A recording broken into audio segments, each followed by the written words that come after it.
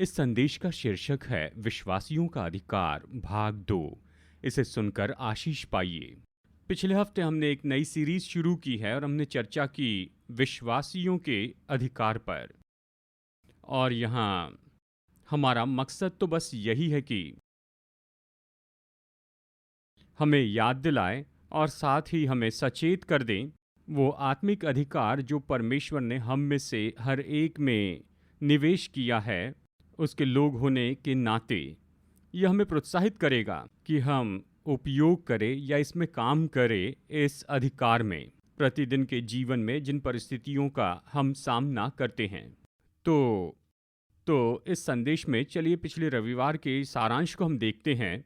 हमने बताए थे हमारे आत्मिक अधिकार के 5 आयाम के बारे में, या कहिए 5 आधार हैं हमारे आत्मिक अधिकार के लिए, और जल्दी से सारांश में इसे देखेंगे। हमने सबसे पहले बताया था कि विश्वासी के नाते हमारे पास है, देखिए ये तो ऐसे शीर्षक है जो कि हमने बनाए हैं और ये तो केवल समझाने के लिए ही है। तो हमारे पास अधिकार है जिसे कहते हैं छुड़ाने वाला अधिकार। ये इसलिए क्योंकि हम छुड़ाए गए हैं यीशु के लहू के द्वारा, जो क्रूस पर यीशु ने हमारे लिए किया है। हमारे पास में आत्मिक अधिकार है, हमारे पास छुड़ाने वाला अधिकार है। दूसरा है कि हमें विरासत में मिला हुआ अधिकार है, जिसके बारे में आज हम देखेंगे। और फिर तीसरी बात जो हमने लिखी है, हमारे पास अधिकार का स्थान है, हमारे पास अधिकार है मसीह में हमारे स्थान के कारण, इसे हम देखेंगे आज ही। नंबर 4, फिर इसके बाद आता है यहाँ पर दिया गया अधिकार, ऐसा अधिकार जो कि हमें दे दिया गया है हमारे प्रभु यीशु मसीह के नाम में। और नंबर 5, हमारे पास है सामर्थ के रूप में दिया गया अधिकार, पवित्र आत्मा की उपस्थिति के द्वारा अधिकार, जिसे हम देखेंगे आने वाले दिनों में, यानी आने वाले हफ्तों में। हमने छुड़ाने वाले अधिकार के बारे में पिछले रविवार देखा, तो आज हम देखेंगे विरासत में मिला अधिकार और साथ ही अधिकार का स्थान। मैं चाहता हूं कि आप इस दृष्टिकोण को समझ ले, और खास करके मैं चाहता हूं कि हर एक व्यक्ति, मैं सभी के लिए चाहता हूं, उस आत्मिक अधिकार को महसूस करते हुए चलते जाएं। क्योंकि हमारा एक शत्रु है। आप शैतान के अस्तित्व को नहीं मानते, इसलिए क्या शैतान काम करना बंद कर देगा? या शायद आप कहें कि मैं उस पर बात नहीं करूंगा, उसका सामना नहीं करना चाहता हूं। तो शैतान इसलिए नहीं चले जाता क्योंकि आपने उस पर विश्वास नहीं किया या उस पर बात करने की मनसा नहीं रखी। नहीं, देखिए बाइबल ये बताती है और ये हमें सिखाती है कि निश्चय ही एक शत्रु है जो हमारे विरुद्ध में आता है कि चोरी करे, घात करे और नाश करे। तो हमें सीखना होगा कि कैसे शत्रु के विरुद्ध में खड़े हो, हमारे लिए और साथ ही दूसरे लोगों की मदद के लिए भी, क्योंकि हम इस संसार में मसीह के राजदूत हैं। आमेन। तो हम यहाँ पर हैं और परमेश्वर ने हमें इस पृथ्वी पर रखा है कि हम उसके और उसके उद्देश्यों के लिए सेवा करें, दूसरे परेशान और मुश्किल में पड़े लोगों की मदद करने के द्वारा, दुष्ट आत्माओं की शक्ति के द्वारा। देखिए ये तो उसका मकसद होता है, हम इसे अपने लाभ के लिए समझते हैं और साथ ही दूसरों की मदद के लिए भी। तो चलिए चर्चा करते हैं विरासत में मिले अधिकार के बारे में। इसे समझना तो बहुत ही आसान है। हम इस बात को समझते हैं जब किसी का जन्म किसी राजघराने में होता है। उदाहरण के लिए, खैर अभी इन दिनों में ऐसे बहुत से राजघराने नहीं हैं, बस उदाहरण के लिए कह रहा हूं। जरा सोचिए, जब राजकुमार या राजकुमारी पैदा होती है राजा और रानी के द्वारा, तो तुरंत ही वो विरासत में उसे पाते हैं। वो अधिकार, वो राजघराना या किसी महत्वपूर्ण परिवार में कोई जन्म लेता है, उन्हें विरासत में वो मिलता है। और आप तो आत्मिक क्षेत्र में, आप तो परमेश्वर की संतान हैं। आप तो निश्चय सर्वशक्तिमान परमेश्वर के बेटे और बेटियां हैं, और परमेश्वर आपके पिता हैं।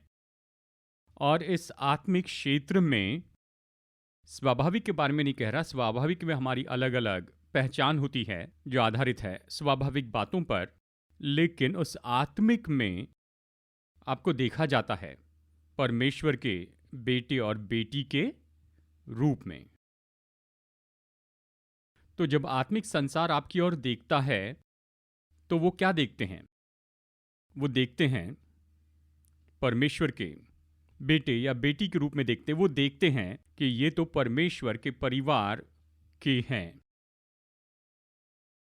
और इसी के कारण परमेश्वर कहते हैं आप अधिकार लिए चलते हैं, और स्वयं परमेश्वर कहते हैं कि आप उसके वारिस और मसीह के संगी वारिस हैं।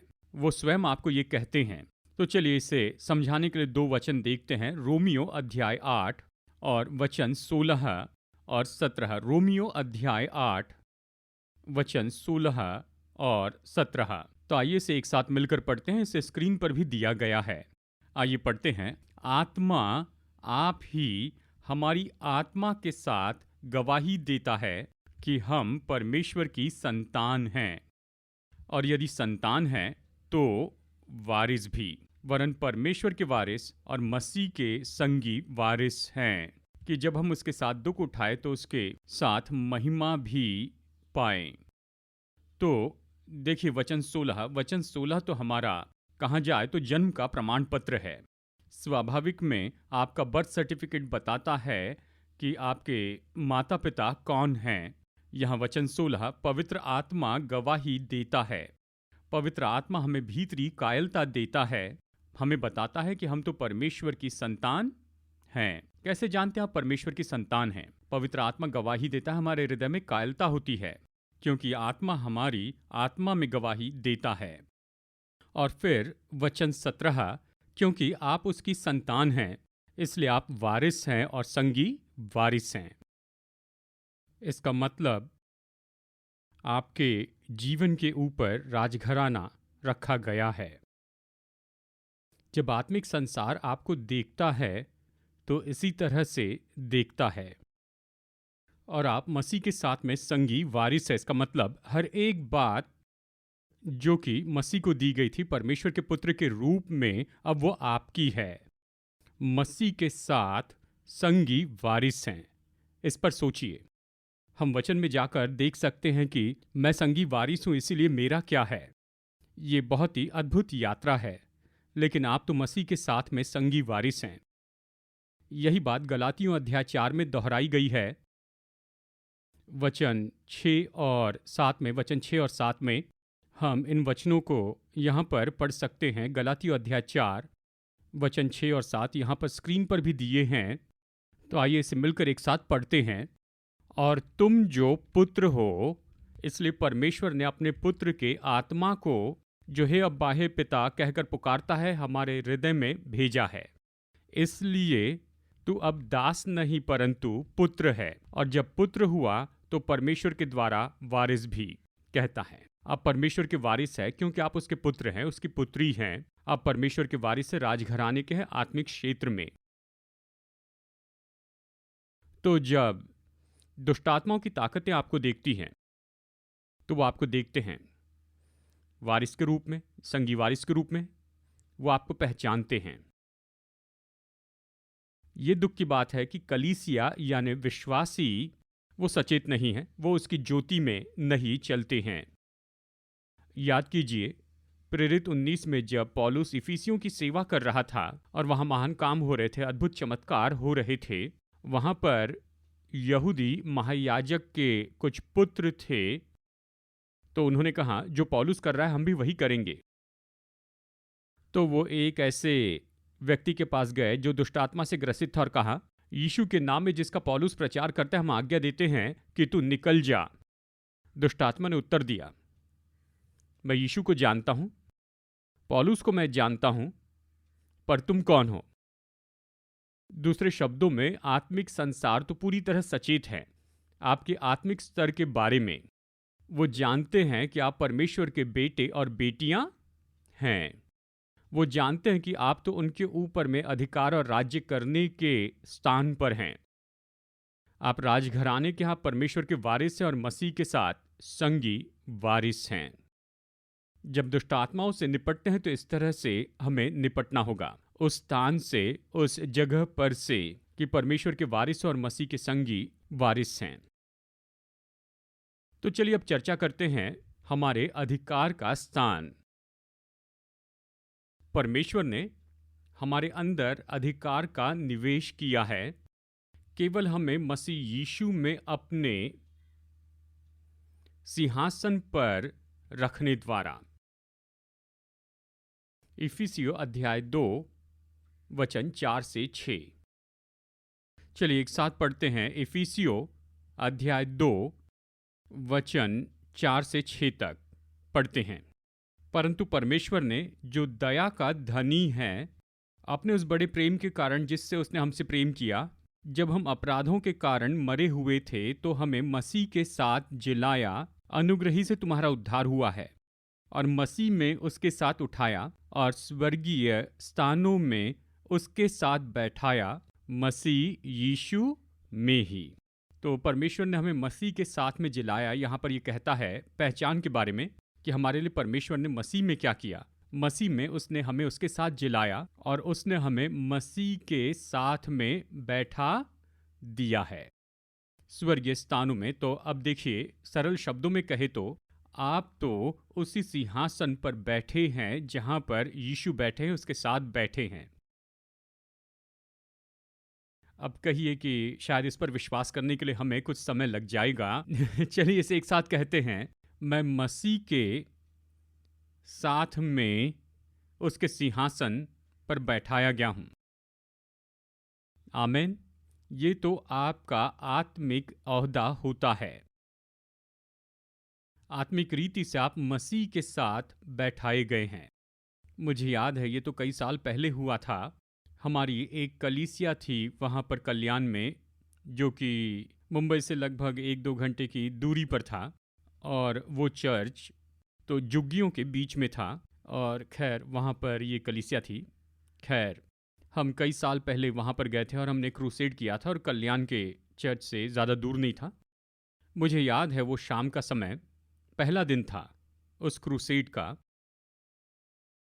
आराधना बस शुरू ही हुई थी और लोग वहाँ पर सामने बड़े मैदान में जमा हुए थे। आराधना तो बस शुरू हुई थी, यानी अब तक हम सभा में नहीं थे, बस सभा तो यहाँ पर शुरू ही हुई थी। और वहाँ उपस्थित जितने भी लोग जमा हुए थे, वहाँ पर प्रकट होने लगा, दुष्टात्माएं प्रकट होने लगी, दुष्टात्माएं प्रकट होने लगी। और ये बड़ा अजीब था। मुझे सबसे अजीब बात, हैरानी की बात ये थी कि वहाँ पर बहुत से बच्चे थे। वो लगभग 10 साल के आसपास के थे, शायद कुछ बड़े हो या शायद कुछ छोटे हो। दुष्टात्मा प्रकट होने लगी, बहुत से थे। यानी बस आराधना शुरू ही हुई थी और अपनी आंखों के सामने इतने सारे लोग देखे दुष्टात्मा से ग्रसित। मुझे याद है उस शाम जब हम भीड़ में गए तो लोगों की सेवा करने लगे, और फिर मैंने महसूस किया प्रभु ने मेरे हृदय में ये बात रखी है और कहा, जानते हैं, दुष्टात्माओं से वैसे बोलो जैसे तुम मेरे साथ सिंहासन पर बैठे हो। दुष्टात्माओं से तुम बोलो जैसे तुम मेरे सिंहासन से बात कर रहे हो। और ये बात तो मेरे दिल में पूरी तरह बैठ गई, क्योंकि ये तो आत्मिक सच्चाई है। आप तो मसीह के साथ उसके सिंहासन पर बैठे हुए हैं, और आत्मिक क्षेत्र में आप वहीं से तो आज्ञा देते हैं। स्वाभाविक में अवश्य ही हम सब यहाँ पर हैं, लेकिन आत्मिक में हमारा जो स्थान है वो तो मसीह के साथ उसके सिंहासन पर है। और जब आप आत्मिक में होकर बोलते हैं तो आप वहीं से बोलते हैं। क्या आप समझ रहे हैं? अब मैं चाहता हूं कि हम सब लोग विश्वासी के नाते इसे अपने हृदय में ले लें। मैं यहीं पर आत्मिक रीति से बैठा हुआ हूं। परमेश्वर ने मुझे अधिकार का स्थान दिया है। मैं मसीह के साथ स्वर्गीय स्थानों में बैठा हूं, उसी सिंहासन पर। तो जब मैं आत्मा में कुछ कहता हूं और जब मैं दुष्टात्माओं के ऊपर में अपने अधिकार का उपयोग करता हूं, तो मैं बोलता हूं वहां उस अधिकार की जगह से। आप बोल रहे हैं अधिकार की उस जगह से। आमीन। और इतने साल में जब भी हम अपने मिशन ट्रिप्स में गए हैं, आप में से कुछ लोग ऐसे ट्रिप्स पर गए हैं, मैंने बहुत जगह सेवकाई की है। इस देश में हमने ऐसे दुष्टात्माओं को देखा है, हम उनसे निपटते हैं। तो हम क्या करते हैं? ऐसे बोले जैसे कि परमेश्वर के सिंहासन से बोलते हैं, क्योंकि उसने आपको वहीं पर रखा है और उसने आपको अधिकार का वो स्थान दिया है। याद रखिए, इस बात को ज़्यादा समय नहीं हुआ, महामारी के पहले की बात है, जब हम वाराणसी में थे। और देखिए उस साल की बात है। खैर मैं ये बता दूं कि हम तो हर साल वाराणसी में जाया करते थे और हम वहाँ पर शॉर्ट टर्म बाइबल कॉलेज चला रहे थे। और देखिए ऐसे ही एक साल में हम कर रहे थे यूथ कॉन्फ्रेंस और पास्टर्स कॉन्फ्रेंस वाराणसी में। और हमारे नौजवान वहाँ यूथ कॉन्फ्रेंस कर रहे थे और मैं वहाँ पर पास्टर्स कॉन्फ्रेंस कर रहा था। और ये दूसरे दिन में पास्टर कॉन्फ्रेंस की बात है। वहाँ आप अपेक्षा नहीं करेंगे कि पास्टर्स कॉन्फ्रेंस में दुष्टात्मा इस तरह प्रकट होगी। देखिए ये आपके मन में भी नहीं होता। आप ये सोचते हैं कि मैं वहाँ पर के पास्टर और लीडर को तैयार करूँगा वो जो भी काम कर रहे हैं उसके लिए। मुझे याद है दूसरे दिन दूसरे सेशन के बाद बस ब्रेक के पहले हमने सब पास्टर को खड़े रहने के लिए कहा। हमने शिक्षा ख़त्म की थी। हमने पास्टर को खड़े रहने के लिए कहा और मैंने आत्मा में महसूस किया कि शैतान के ऊपर अधिकार ले ले। और ये तो बस सामान्य प्रार्थना का समय था। शिक्षा ख़त्म की थी और हमने कहा कि आप सब खड़े हो जाइए। और मैंने कहा शैतान मैं तुझ पर अधिकार ले लेता हूँ। और बिल्कुल उसी पल जिस पल मैंने ये कहा, तीसरी कतार में, बहुत ही करीब था, खैर सामने में कुछ जगह थी, तीसरी कतार में एक भाई में ओ दुष्टात्मा प्रकट होने लग गई। वो बहुत ही आक्रामक होने लगे, जोर से चिल्लाने लगे। और फिर बाद में वो वहाँ पर सामने आ गए। मैं अनुवादक के साथ में खड़ा था। वहाँ पर मंच नहीं था, केवल समतल ज़मीन थी। और वो सामने आए, बहुत ही जोर से, बहुत ही आक्रामक हो गए थे। और दुष्टात्मा चीखने लगी, चिल्लाने लगी, कुछ बोलने लगी। लेकिन सुंदर बात यह है, जब आप अपना अधिकार जानते हैं तो डरने की ज़रूरत नहीं, डरना नहीं है। तो मैं वहाँ पर था, शांत था। मैंने कहा हे अशुद्ध आत्मा, यीशु मसीह के नाम में अभी इसमें से निकल जा। अवश्य पहले 3 कतार के पास्टर अपने मोबाइल फ़ोन निकाल कर रिकॉर्ड करने लग गए। ये बड़ा अजीब सीन था, देखना भी बड़ा अजीब था। वो मोबाइल फ़ोन लेकर जो हो रहा था उसे रिकॉर्ड करने लगे और दूसरे लोग बस खड़े होकर देख रहे थे। और यहाँ पर वो भाई थे और चिल्ला रहे थे। अवश्य वो नहीं चिल्ला रहे थे, उनमें दुष्टात्मा थी जो चिल्ला रही थी। तो मैंने कहा चलो इसे थोड़ा नाटकीय बना लेते हैं। यानी मैंने पहले इसे कभी नहीं किया, सामान्य रूप में इसे नहीं करता हूँ, हम ऐसा नहीं करते। पर मैंने कहा हे शैतान सुन, मैं केवल 3 तक गिनूंगा और तुम्हें अपने घुटने टेकने होंगे। मैंने कहा 1, सब देखने लगे, सब देखने, 2, 3। और ये तो हिंदी फिल्म जैसे था। स्लो मोशन में ये मनुष्य जो बिल्कुल सामने था, मैंने बस केवल 3 तक गिना यीशु के नाम में। और ये भाई, ये वो नहीं दुष्टात्मा थी, वो आदमी तो अपने घुटनों पर आ गया, अपने हाथ उठाया और अपने मुंह के बल गिर गया। 15 मिनट तक वहीं पर पड़े रहा। और जब वो उठा तो पूरा छुटकारा पाया था। आमीन। अब बात तो ये है, हमारे पास में अधिकार है, हमें उसका उपयोग करना है। और भयभीत ना हो, बस अधिकार का उपयोग करें। मैं ये नहीं कह रहा कि आपको इसे करना ही होगा, मैं ऐसे कुछ दूसरी परिस्थितियों के बारे में कह रहा हूं। लेकिन इस संदेशों की श्रृंखला का पूरा मकसद है आप अपने व्यक्तिगत जीवन में इसे कीजिए और हम व्यक्तिगत कर्तव्य के बारे में बताएंगे। हम ऐसे अनुभव के बारे में कह रहे हैं क्योंकि जब आप सेवकाई के लिए जाते हैं तो ऐसे अनुभव होते हैं। पूरे देश में सेवा करते हुए आपको ये सब जानना चाहिए। देखिए उसी कॉन्फ्रेंस में एक जवान सामने आया और वो कलीसिया में सेवा कर रहे थे और कलीसिया में 10 साल से सेवकाई कर रहे थे, पर आत्महत्या करना चाहते थे। मैं वहाँ था और वो वहाँ पर सेवक के रूप में आए यूथ कॉन्फ्रेंस में। वो सामने आए, कुछ दिनों के बाद वो प्रेयर लाइन में वहाँ पर सामने आए। उन्होंने कहा कि ये आत्महत्या करना चाहते थे, उस कैंप में भी ये तो आत्महत्या करना चाहते थे, पर चर्च में सेवा करते हैं, पिछले 10 साल से सेवा करते हैं, लेकिन आत्महत्या करने के विचार आते हैं। तो लाइन में खड़े हुए और सामने आ गए। कई बार आप बस ऐसे ही पहचान लेते, जब कोई सामने खड़ा होता है तो आप जानते हैं इनमें दुष्टात्माएं हैं, दुष्टात्माएं। तो मैं तो अपना हाथ उन पर रखने ही वाला था, मेरा हाथ तो बस उन्हें छूने ही वाला था, दुष्टात्मा प्रकट हो गई, वो चीखने लग गया, जानते हैं। तो वहीं पर मैंने उसे डांटा, जब तक कि आप जानते हैं ये सब आत्मा में हुआ, जब तक कि सारी दुष्ट आत्माएं न निकल जाएं। उन सबको डांटा और फिर वो पूरी तरह छुटकारा पाकर खड़े हो गए। आमीन। तो ये तो ऐसे अनुभव है और मैं आपको बस ये बता रहा हूं क्योंकि आपको और मुझे अपने अधिकार को जानना ही होगा। परमेश्वर की संतान के रूप में हमारे पास विरासत का अधिकार है। हमारे पास अधिकार की सामर्थ्य है क्योंकि हम मसीह के साथ उसके सिंहासन पर बैठे हैं। दुष्टात्मा ये जानती है। क्या विश्वासी ये जानते हैं? और क्या विश्वासी इसमें चल रहे हैं? क्या वो इसमें काम कर रहे हैं? हमें ऐसा ही करना चाहिए, हमारे हमारे अपने जीवन के लिए और दूसरे लोगों के लाभ के लिए जो हमारे आसपास हैं। तो आइए अभी रोमियो अध्याय 16 से देखते हैं। देखिए वचन 19 और 20।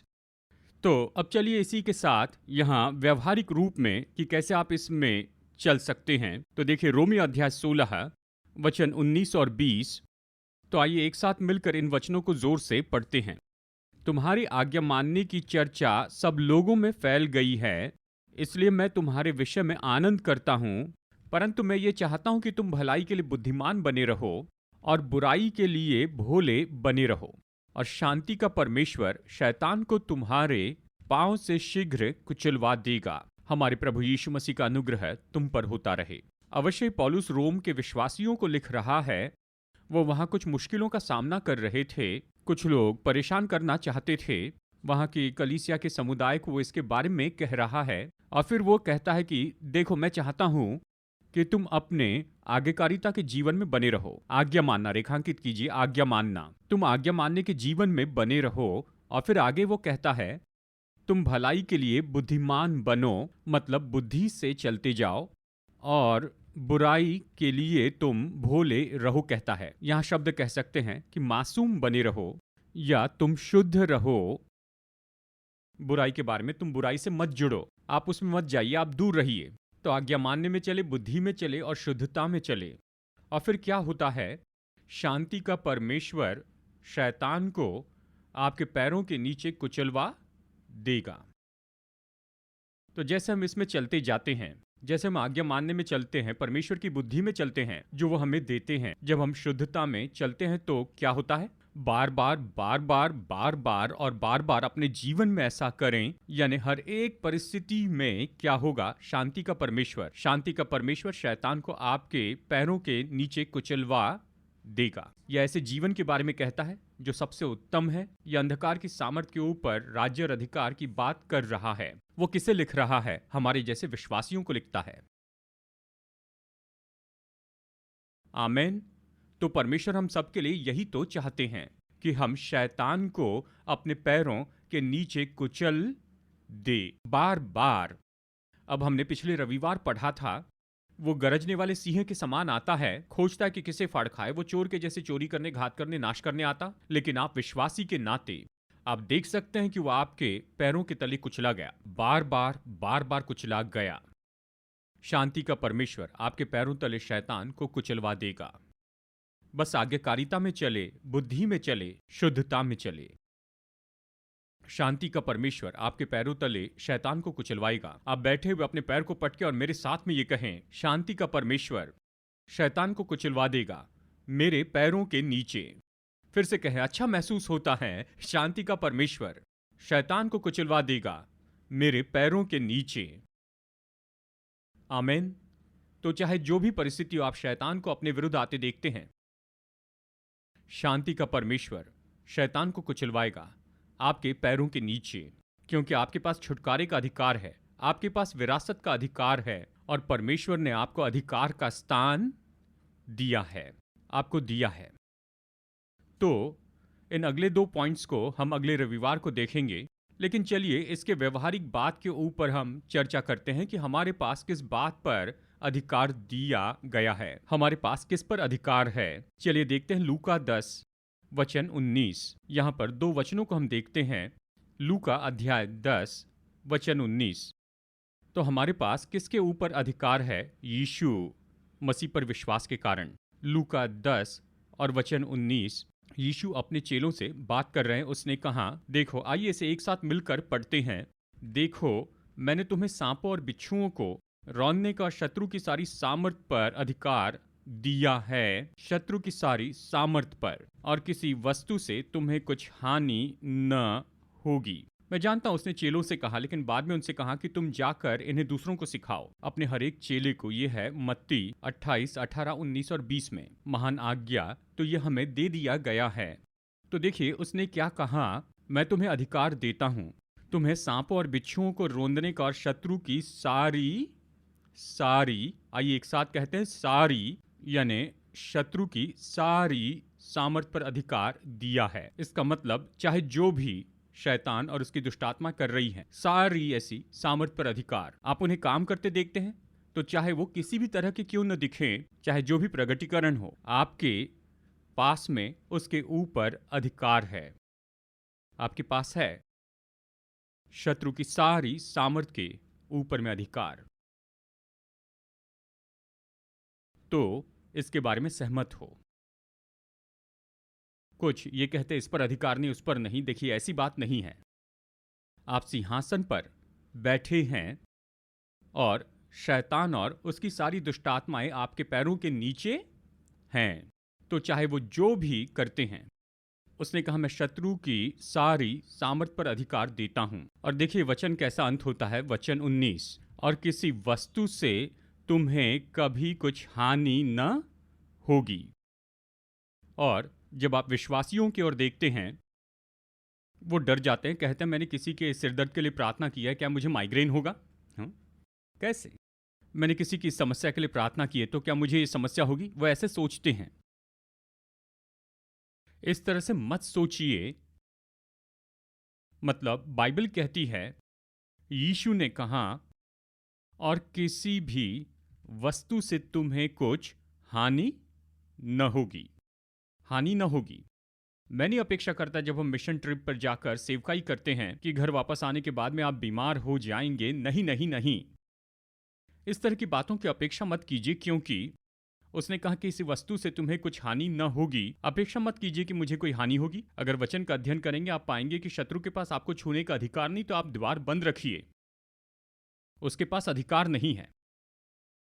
अगर द्वार खुला है तो वो छिप कर आएगा ही। दरवाजा बंद रखिए, पाप मत कीजिए, प्रवेश मत दीजिए, और किसी बात से आपकी कुछ हानि न होगी। तो मुझ में कोई डर नहीं कि शत्रु बदला लेगा, आप पर ये करेगा और वो करेगा। नहीं, प्रभु वचन बहुत ही स्पष्ट है। तो शत्रु जो भी करता है उस पर आपके पास में पूरा अधिकार है। और फिर उसने ये हमें सौंपा है, जैसे मरकुस 16 में यीशु ने सिखाया है। देखिए मेरे साथ मरकुस अध्याय 16 वचन 17 और 18। मरकुस 16 वचन 17 और 18। आइए इसे पढ़ते हैं। विश्वास करने वालों में ये चिन्ह होंगे कि वे मेरे नाम से दुष्टात्माओं को निकालेंगे, नई नई भाषा बोलेंगे, सांपों को उठा लेंगे, यदि वे प्राणनाशक वस्तु भी पी जाए तो भी उनकी कुछ हानि न होगी, वे बीमारों पर हाथ रखेंगे और वे चंगे हो जाएंगे। तो देखिए इन वचनों में यहां पर वो कहता है, वो बता रहा है उसका नाम। और हम इन वचनों को अगले रविवार फिर देखेंगे जब हम दिए गए अधिकार के बारे में चर्चा करेंगे, उसके नाम का उपयोग करना। उसने कहा मेरे नाम से दुष्टात्माओं को निकालो, मतलब उन्हें निकालोगे, उन्हें भगाओगे। यानी देखिए किसी भी परिस्थिति में दुष्टात्माओं की सामर्थ देखते हैं, काम करते देखो, याद करो उसने कहा तुम दुष्टात्माओं को निकाल दोगे, उन्हें निकाल दे। पर उसने दूसरी बातों के बारे में कहा। उसने कहा देखो अगर प्राणनाशक वस्तु पी जाओ या सांप को उठा लो, इसका मतलब नहीं जानबूझकर सांप ढूंढते फिरे या फिर जानबूझकर जहर पी ले, नहीं। यदि यानी कुछ अकस्मात ऐसे हो जाता है बिना मकसद के साथ, तो यहां आपके पास में अधिकार है इन सारी स्वाभाविक बातों के ऊपर भी। तो जब हम जाते हैं, मतलब नाशक वस्तु पी जाए, तो आप मर सकते हैं, लेकिन वो आपकी हानि नहीं करेंगे। देखिए जानबूझकर जाकर जहर खरीदकर पीना नहीं। देखिए ये मुद्दा नहीं है। मुद्दा ये है कि अगर कुछ होता है, यदि नाशक वस्तु पी जाए, तो डरना नहीं है। या फिर और कुछ होता है, देखिए स्वाभाविक में कुछ होता है तो आपके पास उस पर अधिकार है। हमारे पास में अधिकार है स्वाभाविक बातों पर, हमारे आसपास की चीजों पर अधिकार है। तो चलिए इस समय मैं यहाँ पर ये वाक्य कहना चाहता हूँ, ये ऐसे स्टेटमेंट हैं। नंबर 1, हमारे पास अधिकार है शैतान, दुष्टात्माओं के काम और प्रभावों के ऊपर। तो जब शैतान काम करता है तो आपके पास उस पर अधिकार है। और आप नए नियम में देखते हैं कुछ बीमारियां और कुछ जो रोग हैं वो तो दुष्टात्माओं की उपस्थिति के कारण हुए थे। मुझे ये मेरी पहली केस याद है, शायद आप में से कुछ लोग इसे जानते हैं क्योंकि मैंने कई बार बताया है। ये पुरानी बात है 1994 की, और हम दक्षिण भारत में थे और वो जगह थी मार्तांडम की। हाँ, ये सीमा थी केरला तमिलनाडु की। हम क्रूसेड कर रहे थे। ये बहुत पुरानी बात है लेकिन ये तो मेरा पहला अनुभव था, इसलिए मुझे ये याद है। जानते हैं, एक शाम के क्रूसेड में हमने प्रचार खत्म किया और लोग लाइन में खड़े थे और एक बहन सामने आई और हमने पूछा कि आपकी समस्या क्या है। वो तमिल बोलते थे तो उसने कहा पीठ का दर्द। तो जो लक्षण थे वो तो पीठ दर्द के थे। तो ठीक है, तो मेरे मित्र थे जॉन, और मैंने कहा जॉन मुझे लगता है ये गिर जाएगी इसलिए इनके पीछे चले जाइए। मुझे पता नहीं उसने कहा था पीठ का दर्द, पर मैंने महसूस किया कि दुष्टात्मा को कुछ काम है। जिस पल मैंने अपने हाथ उठाया कि प्रार्थना करूं, अचानक प्रकट हो गई।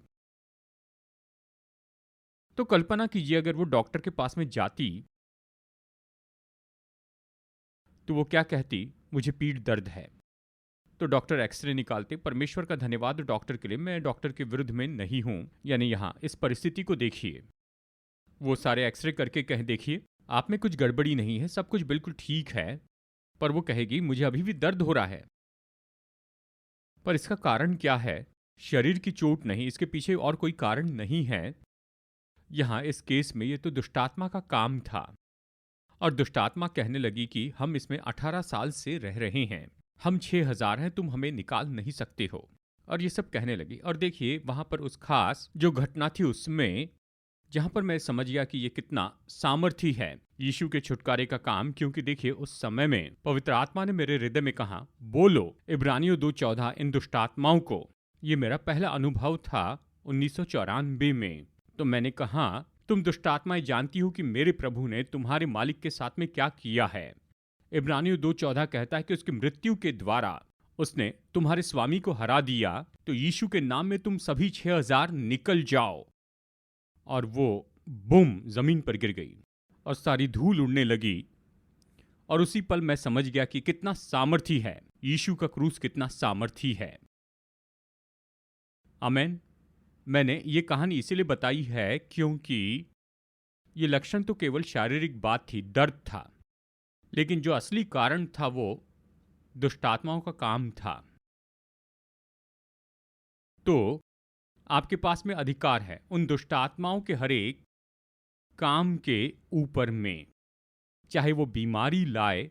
कई बार ऐसी परिस्थितियां होती है, और जरा सोचिए आत्मिक सच्चाई का अपने जीवन में कैसे उपयोग कर सकते हैं। कई बार लोग आपके विरुद्ध में होते हैं, कल वो अच्छे थे लेकिन आज बड़ी गड़बड़ी आ गई है। आप पूछेंगे परमेश्वर ये कैसे हो गया है, क्या गलत हो गया है? मैंने इनके साथ कोई बुराई नहीं की लेकिन अब वो सब मेरे विरुद्ध में हो गए।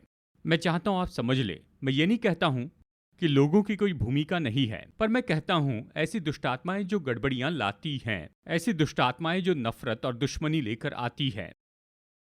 और आप यही कर सकते हैं, इसके बजाय कि लोगों से व्यवहार करें और उन्हें सहमत करें, उन पर जो प्रभाव डालते उनसे निपटे। आपके पास उन पर अधिकार है। क्या आप सुन रहे हैं? हमारे पास लोगों की इच्छाओं पर अधिकार नहीं है, हम उनसे जबरदस्ती नहीं कर सकते, वो अपना चुनाव करते हैं, पर हमारे पास अधिकार है उन पर जो उन पर प्रभाव डालती हैं। मैंने इसे कई बार किया है। जब मैं गलत परिस्थिति को देखता हूं, मैं उस पर अधिकार लेता हूं।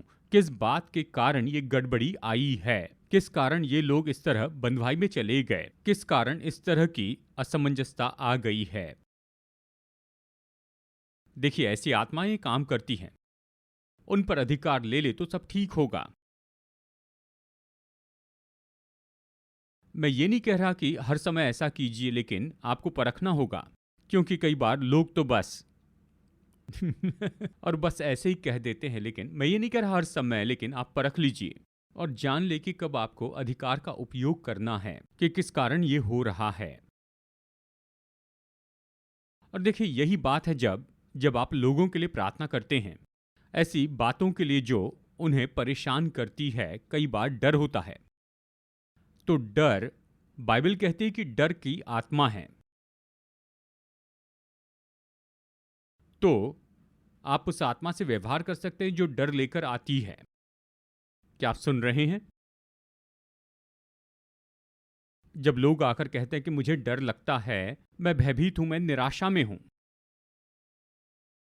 हाँ, इसका स्वाभाविक भाग है, आप उस स्वाभाविक बात के बारे में कह सकते हैं, लेकिन याद रखिए कि ऐसा समय होता है जहां पर आत्मिक बातों से निपटना पड़ता है और परमेश्वर ने आपको अधिकार दिया है कि आप ऐसा करें, कि ऐसी आत्माओं से निपटे जो निराशा लेकर आती हैं और लेकर आती हैं, जो मन में लेकर आती है और गड़बड़ियां लेकर आती हैं, उनसे निपटें।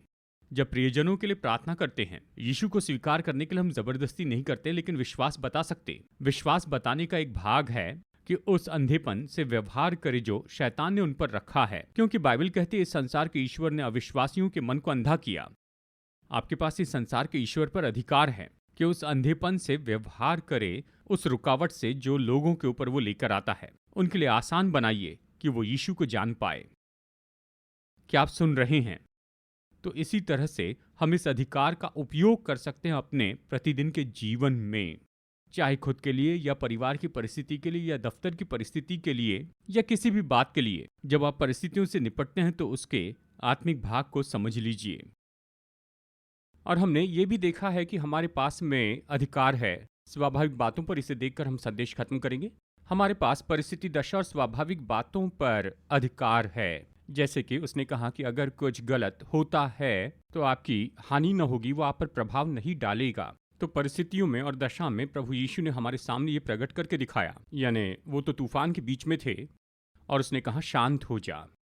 अब उसने जाकर प्रतिदिन के मौसम पर अधिकार नहीं किया, उसने ऐसे नहीं किया, लेकिन किसी परिस्थिति में, ऐसी परिस्थिति में वो जानते थे कि वो अपने अधिकार का उपयोग कर सकते हैं। परिस्थिति, दशा और स्वाभाविक परिस्थितियों पर, स्वाभाविक बातों पर, इस क्रिया में अस्तित्व रखने वाली बातों पर।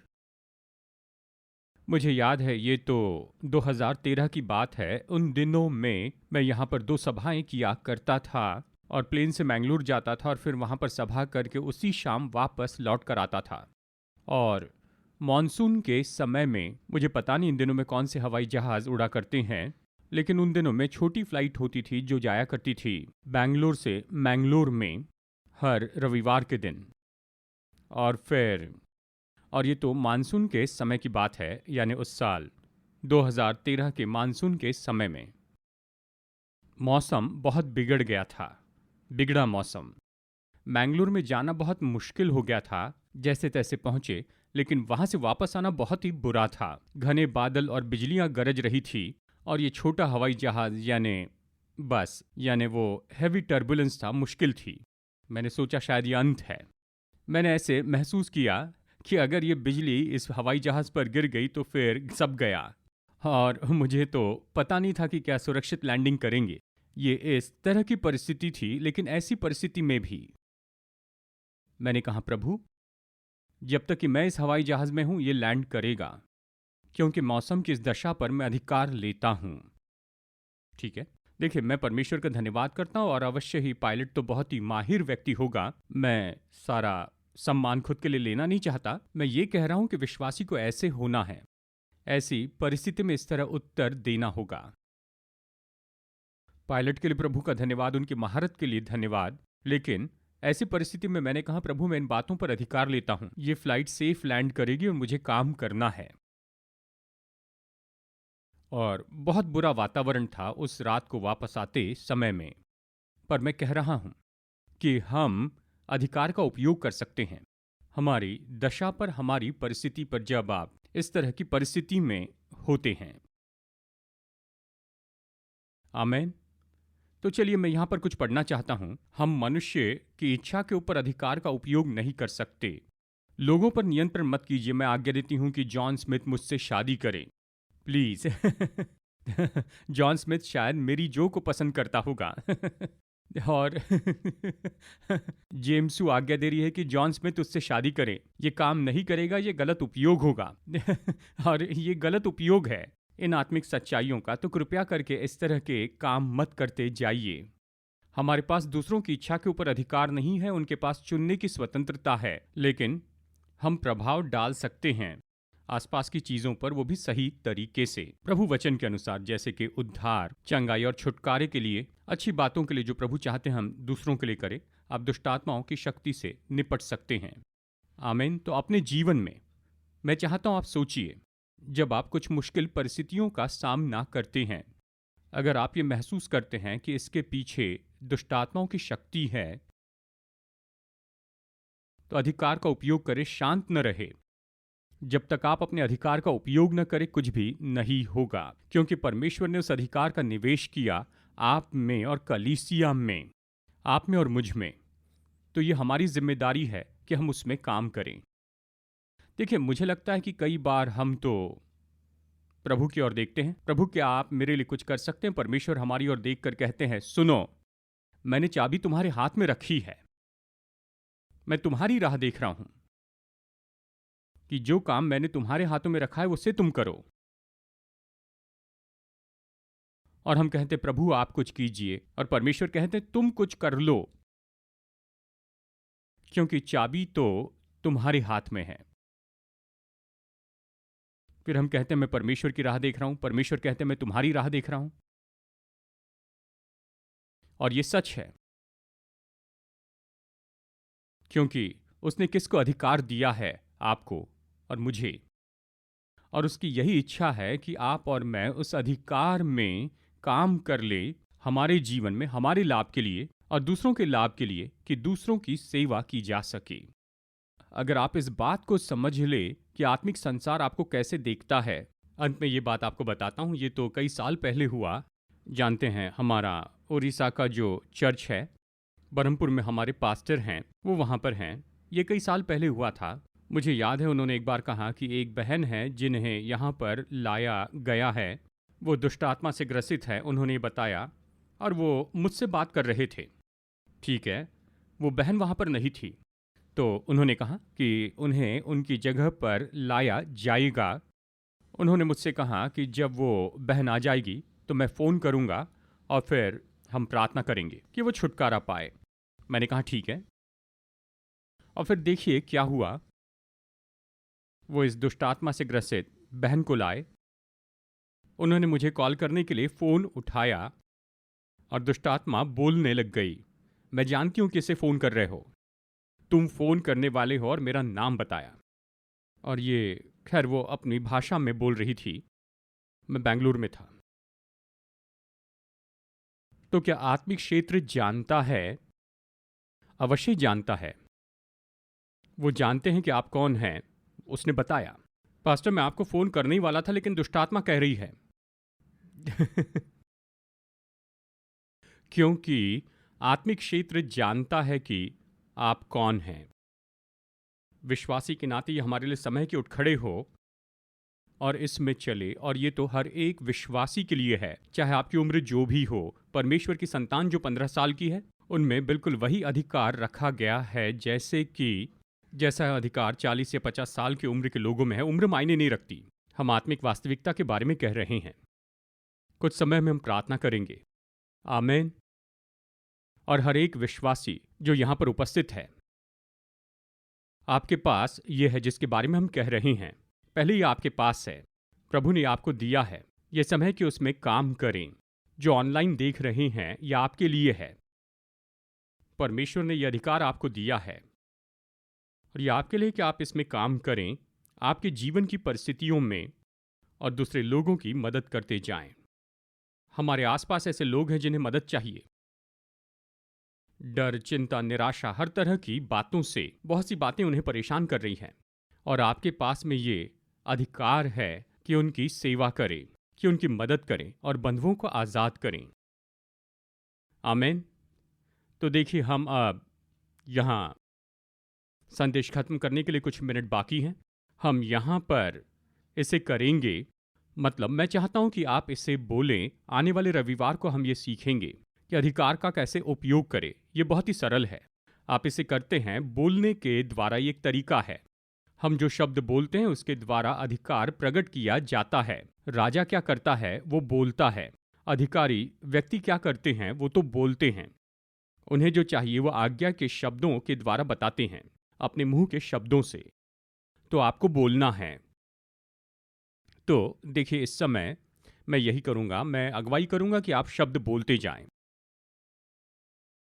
मैं चाहता हूं कि आप अपेक्षा करें, आपका जो अधिकार है परमेश्वर ने आप में निवेश किया है, कि वो प्रभावशाली हो आपके जीवन के लिए, आपकी अपनी परिस्थितियों के लिए। जब आप घर में जाएंगे और दूसरे लोगों के लिए प्रार्थना करने का समय होगा, तो ऐसा ही कीजिए। दूसरों के लिए इसे काम में लाएं, उनकी सेवा करें, भरोसे के साथ में बोले, क्योंकि यह अभिषेक तो आप में है, यह आपके साथ है, यह आपका भाग है, आप जहां भी जाएं। आमीन। तो आइए इस समय हम खड़े हो जाएं, हम परमेश्वर की महिमा करेंगे और फिर एक छोटी घोषणा में मैं आपकी अगुवाई करूंगा और हम इस जगह पर अपने आत्मिक अधिकार का उपयोग करेंगे। हालेलुया, हालेलुया, आमीन, आमीन। इस जगह उपस्थित हर एक विश्वासी, आइए हम ये घोषित करें, आइए हम घोषित करें वो अधिकार जो हमारे पास है। और जैसे आप इन शब्दों को बोलते हैं, मैं चाहता हूं, अगर ऐसी कोई बीमारी या रोग है जो अभी आपको परेशान कर रहे हैं, शायद आपके मन में या आपके शरीर में कोई भी दुष्ट का काम जो आपको परेशान कर रहा है, मैं चाहता हूं आप अपेक्षा कीजिए और आप काम करते चले जाए अपने अधिकार में जो परमेश्वर ने आपको दिया है। जो शैतान कर रहा है वो तो तोड़ दिया और नाश कर दिया जाएगा, जीवन से निकाल दिया जाएगा, क्योंकि यीशु ने आपको ये अधिकार दिया है। तो चलिए साहस से इसे कहिए, भरोसे के साथ, विश्वास से कहिए। आइए एक साथ कहें, मैं परमेश्वर की संतान हूं, मुझे अधिकार दिया गया है मेरे स्वर्गीय पिता ने। मैं मसीह के साथ बैठाया गया हूं उसके सिंहासन पर, और जब मैं बोलता हूं तो मैं उसके सिंहासन से बोलता हूं। शैतान, मैं तुझ पर अधिकार ले लेता हूं प्रभु यीशु मसीह के नाम में। दुष्ट का हर एक काम, शैतान की हर एक युक्ति, शैतान का हर एक बुरा मकसद, प्रभु यीशु मसीह के नाम में मैं उसे बेअसर घोषित करता हूं। शत्रु का कोई भी हथियार मेरे विरुद्ध सफल नहीं होगा। प्रभु यीशु के नाम में परेशान करने वाली हर एक आत्मा यीशु मसीह के नाम में चली जाए। मैं घोषित करता हूं कि शांति का परमेश्वर शैतान को कुचलता है मेरे पैरों के नीचे।